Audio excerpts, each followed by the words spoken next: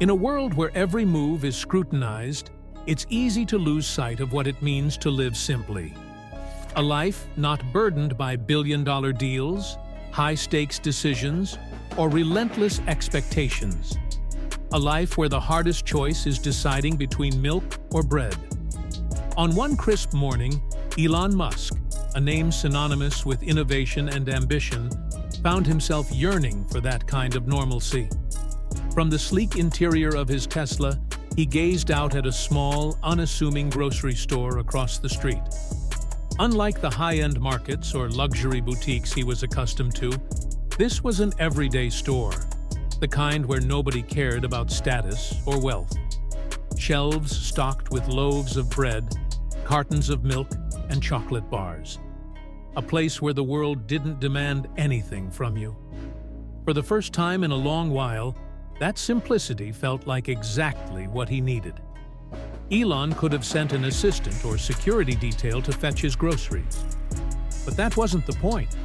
He didn't want the convenience of wealth to shield him from the real world. He wanted to experience the ordinary, to walk into that store like anyone else and pick out his own items. Taking a deep breath, he pushed open the car door and stepped out, his hoodie pulled over his head, jeans faded from years of wear, sneakers scuffed from countless steps. There was nothing about him that screamed billionaire. That was exactly how he wanted it. As he entered the store, the warm aroma of freshly baked bread filled the air, wrapping around him like a comforting embrace. It was a scent that no five-star hotel or executive boardroom could replicate. A simple pleasure, a rare moment of peace. He grabbed a basket and strolled through the aisles, enjoying the quiet, the absence of flashing cameras or demanding schedules. Picking up a loaf of bread, a carton of milk, and a chocolate bar, he relished the small but profound satisfaction of such a routine act. For a while, nobody seemed to recognize him, and that anonymity felt like a gift. But as he approached the checkout counter, the illusion of normalcy shattered. The young woman behind the register barely glanced at him before a smirk crossed her lips, her eyes filled with an unspoken judgment. "Can't believe they let just anyone walk in here these days," she muttered. Elon froze for a moment. He hadn't expected special treatment, but neither had he anticipated hostility. He remained calm, placing his items on the counter. The cashier scanned them deliberately slowly, as though daring him to react. The beeps of the scanner felt unnaturally loud, each one hammering at his patience. "Is that all?" she asked, her tone sharp. "Yes," he replied, handing her his card. She took it, glanced at it with exaggerated scrutiny, then scoffed. "Oh, so you're paying with a card? Figured you'd try asking for a discount." Her voice carried across the store, drawing unwanted attention. Elon kept his face neutral, unwilling to give her the reaction she seemed to seek. She swiped the card. A red error flashed on the screen. "Declined." The word rang out, louder than it should have. A few customers nearby turned their heads, curiosity piqued. The cashier's smirk widened. "Declined," she repeated, savoring the moment. "Well, look at that." Elon felt heat rise to his face. He knew his accounts had more than enough to cover a few groceries, yet here he was, subjected to whispers and snickers. He could sense the unspoken assumptions, the quick judgments forming in the minds of those around him. But he didn't flinch. "Try it again," he said evenly. The cashier swiped once more. The machine beeped, and again, the red message appeared. "Clearly doesn't have the funds," she said, loud enough for everyone to hear. A few customers chuckled. Elon's jaw tightened, but he didn't break.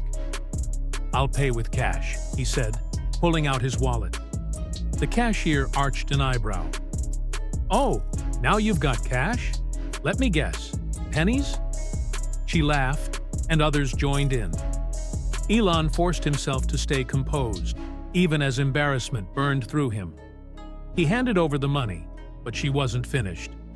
Waving over the manager, she declared, "This guy claims he's Elon Musk, and now he's paying in cash. Doesn't that sound suspicious?" The manager, a tall man with a hard stare, stepped forward. He took the bills but ignored them, instead scrutinizing Elon's ID as if expecting it to be fake. "This doesn't prove anything," he said. "Anyone can make a fake ID these days." Elon stood still, emotions warring within him. This wasn't about money or groceries anymore. It was about dignity, about being stripped of identity, reduced to an object of ridicule. Before he could say anything, a security guard appeared, placing a firm hand on his shoulder. "Let's go, buddy." And just like that, in front of the entire store, Elon Musk was escorted out like a common criminal. The cashier's final words rang in his ears as he stepped outside, humiliated and furious. "Better luck next time, Mr. Musk." Standing in the parking lot, his face burned with the weight of what had just happened. He could still hear the laughter echoing behind him. For a brief moment, doubt crept in. Had he really thought he could experience normalcy? Was this just another reminder that he would always be different? But then, something else sparked within him.